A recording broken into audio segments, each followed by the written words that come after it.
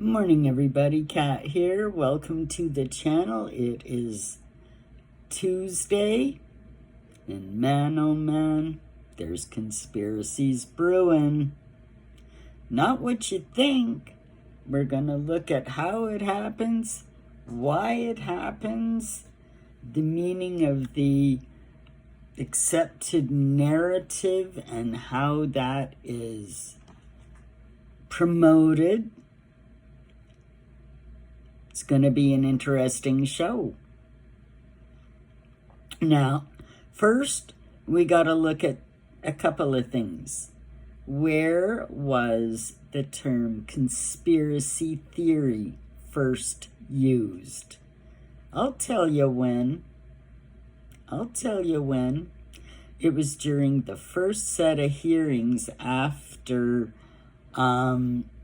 President Kennedy's death. The first investigation. Now, we all know now that he was assassinated. We all know now there were deep state elements involved in his assassination. It was not Lee Harvey Oswald on the second floor of the book depository in Dealey Plaza, one-shot magic bullet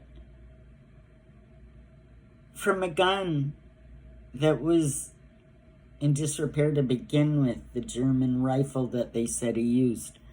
The whole thing, I mean, maybe you're too young to understand, maybe you've never heard the story, maybe you've accepted the narrative. Anyway, yeah, to shut down any other discussion than what they wanted the public to hear, they labeled these people conspiracy theorists, nutters, they're crazy. And it stuck, and that was, the government has used that ever since to, when people rise up and show concern about something, they're labeled conspiracy theorists, nutters. It's a way to ostracize them and set them apart, set them up for ridicule, and and that's what they do. They did the same thing over the whole corona and the medical procedures involved with that a lot of people, including myself, did not comply with. And they called us, up here in Canada, oh my God, Trudeau was calling us misogynist, conspiracy theory people, dangerous. We were a threat to society. We were deranged, Now, there's a good word, deranged. What we've had happening in the States for a long time is a phenomenon called Trump derangement syndrome. And this is basically to describe just the level of hatred, really, some people have for Trump. And it's a real liberal lefty crazy bias. They call him every horrible name under the book. They're terrified of him. And here we go. What do we have? We have an assassination attempt against President Trump. Now, right away on CNN and MSNBC, all the American news, when it first happened, had it been Biden, we've seen this in the past. There was an attempt on President Reagan in New York in 80, I don't know what year it was, 80 something. But anyway, no, it was an assassination attempt. But the way that they immediately started, oh, shots were heard. Oh, Trump stumbled and fell to the platform at his rally. Apparent gunshots they did everything to diminish it. They made it look like Trump tripped and fell over, as we've seen Biden do many times. Anyway, not gonna go there. I'm gonna try to stick to the topic to make this as clear as possible. So right off the shot, the American liberal bias media were downplaying what was happening. They would not call it an assassination attempt until they had to. Right? And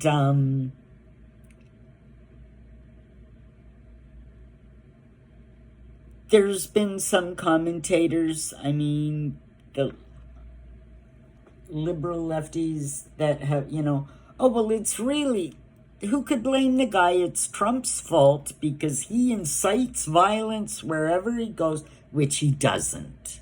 He doesn't. But, they've been spreading lies about him for years, and it's allowed because the deep state doesn't want Trump anywhere near the controls, They'll do anything they can, and they've proved it. Now, I'm not going to tell you who I think set this up per se. I don't have a name per se. But I do have an understanding that these kinds of things have happened before and have been proven out when they've been called conspiracy theories and you realize what's really going on. That's it. So here we go. And one thing I find very concerning, now we're talking about building the narrative.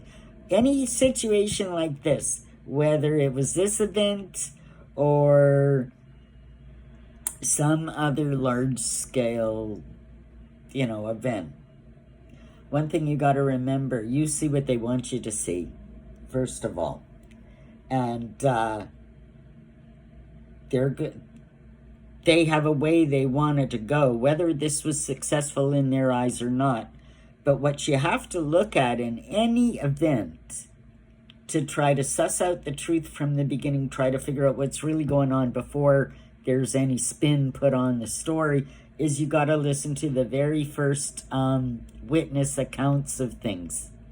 Even in situations like Diana's death, there was a lot of witness testimony, a lot of witnesses, eyewitnesses that information was never allowed in the inquiry.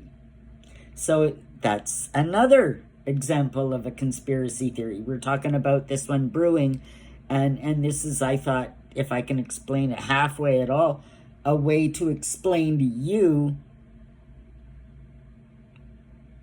how it's done, right? I guess the mechanics of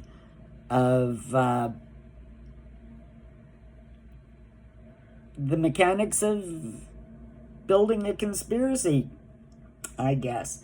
Well, so you've got all that. We know the liberal lefty Trump derangement syndrome. I've got people very close to me that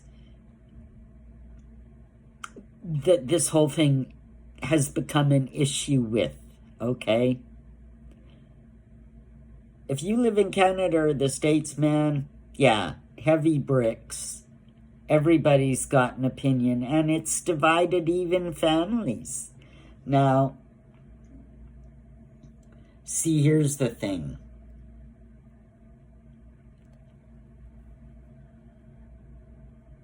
So you have to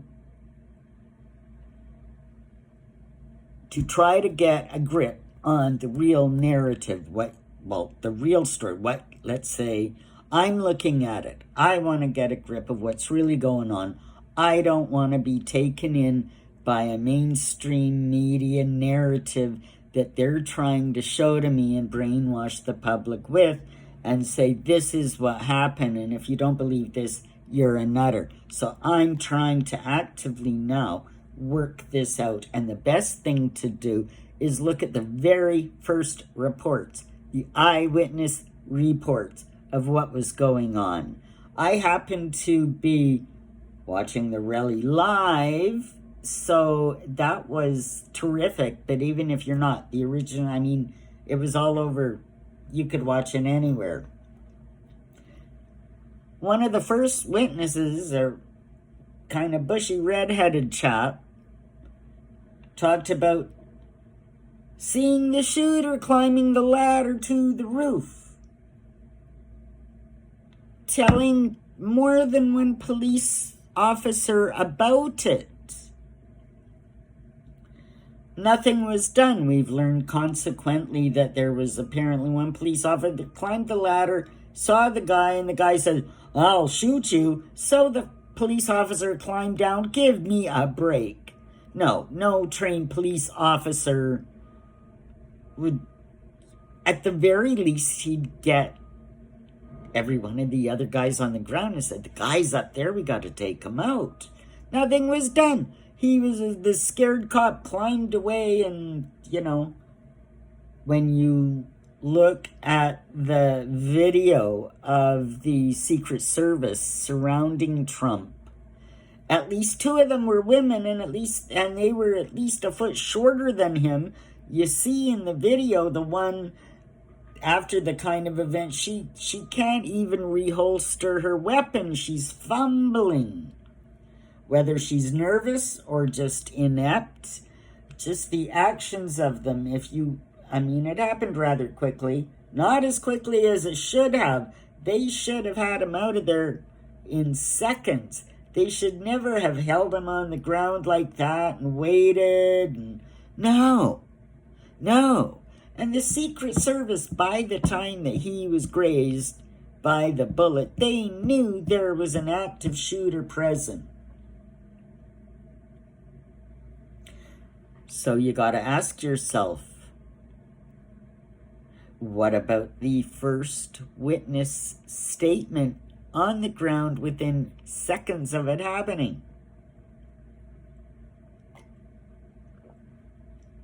You haven't seen that guy since on the news.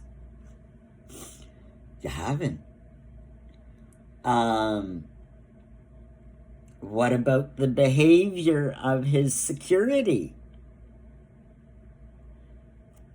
We've had reports from retired Secret Servicemen and different Army fellows that have come out and said that is the most appalling display of just incompetence. What happened in the way they handled it. So there's that. Now, was that incompetence? Or was that like in order to stand down and let it happen? This is the thing. When you're looking at assassinations, conspiracy theories around assassinations, such as Kennedy, both Kennedys, and this situation, and I would add Diana,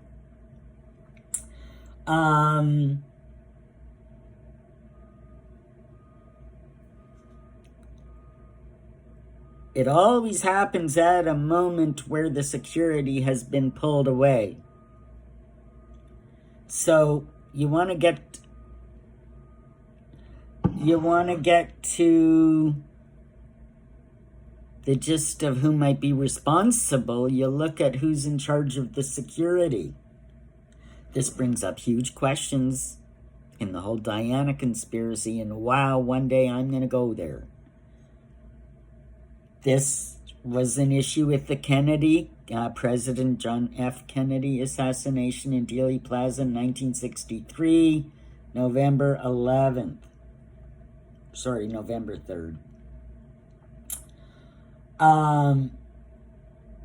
Security around the vehicle had been taken away. They had the top off the vehicle.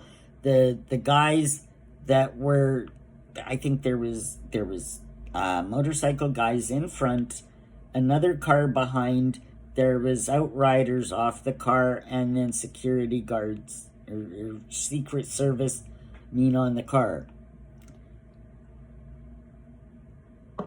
There's been many accounts, I can't remember his name offhand, but there's one Secret Service agent that I think even wrote a book about it.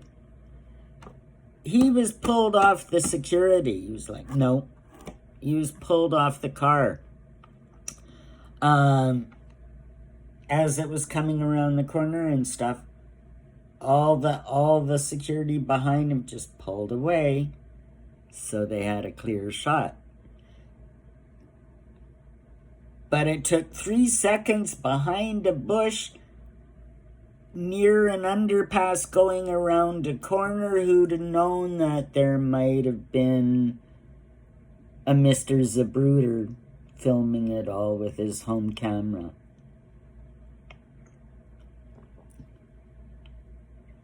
And even between the in and outs of all the investigations and everything else, that Zapruder film has been clipped. It's been proven. There's been the full one here and there. It's, I mean, to this day, 60 odd years later, they still won't tell you the truth. And this is what's happening now, and I'll tell you what. There are countries around the world that are not favorable to Trump and his policies, and this is true. And I had to look this up a couple of times because something came up on my YouTube feed, and that is the screenshot for the video here, and this is what you see. And it is the Times of India, all right? They've done several videos on this topic of Trump, right? And the assassination. Now, the head of the title of this video is Trump Shooters Jewish Link, Staged Attack, Netizens, meaning citizens on the net, doubt perfect assassin bid.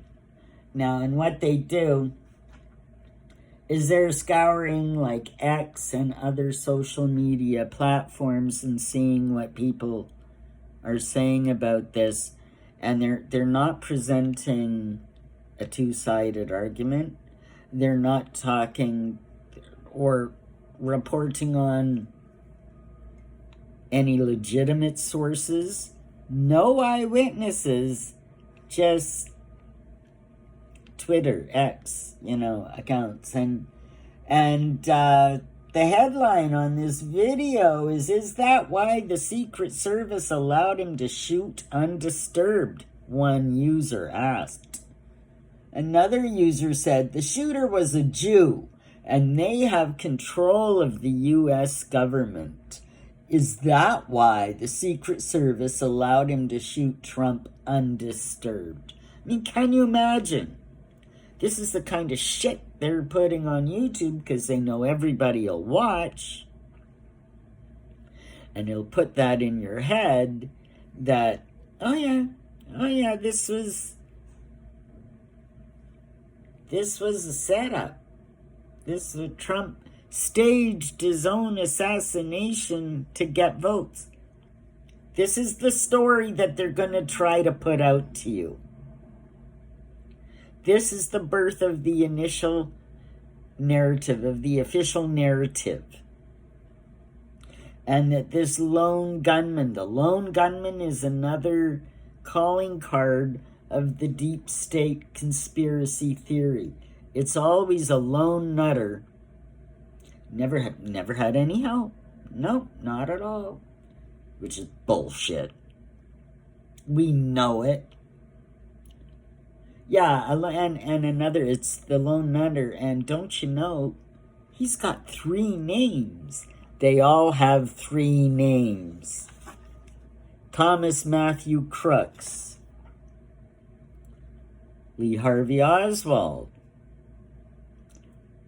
It's a calling card. It's like ding, ding, ding, ding, ding. Okay, here comes the official narrative. And anything else you think is a conspiracy theory. That's how they do it. And we're seeing it build. I'm not telling you who I thought did it, but I know why they did it. And this story's going to go on, but you know what? It's not going to work. Too many people know. Too many people know what's really going on. So, as this story goes on, we gotta watch and pray that, you know, Trump is safe. I wouldn't... Even Trudeau here in Canada was, oh, we've got to have an end to this political violence. It's not political violence. It's not like the candidates are throwing stones at each other in the playground, which is about Trudeau's level. But anyway, it was an assassination attempt. They don't want to say that. They don't want to give Trump that level of importance, you see. They want to diminish him. They have tried all along to diminish his character. And you got to look at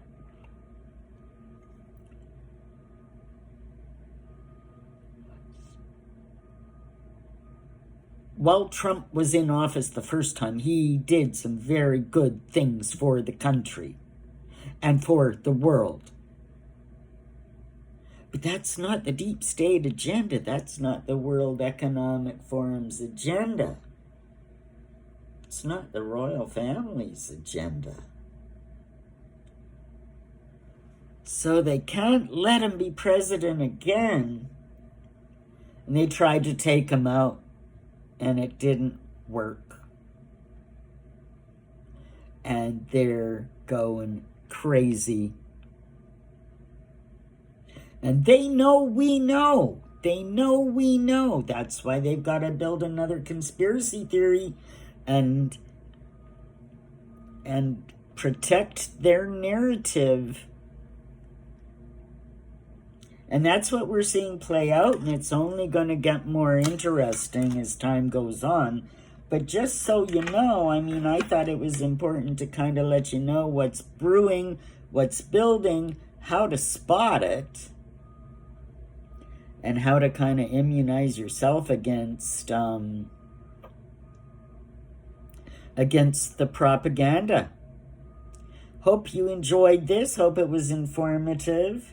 Like, subscribe, leave me a comment. Make them respectful, but I want to hear what you have to say. And we'll see you in the next one. Take care, everybody. Bye for now.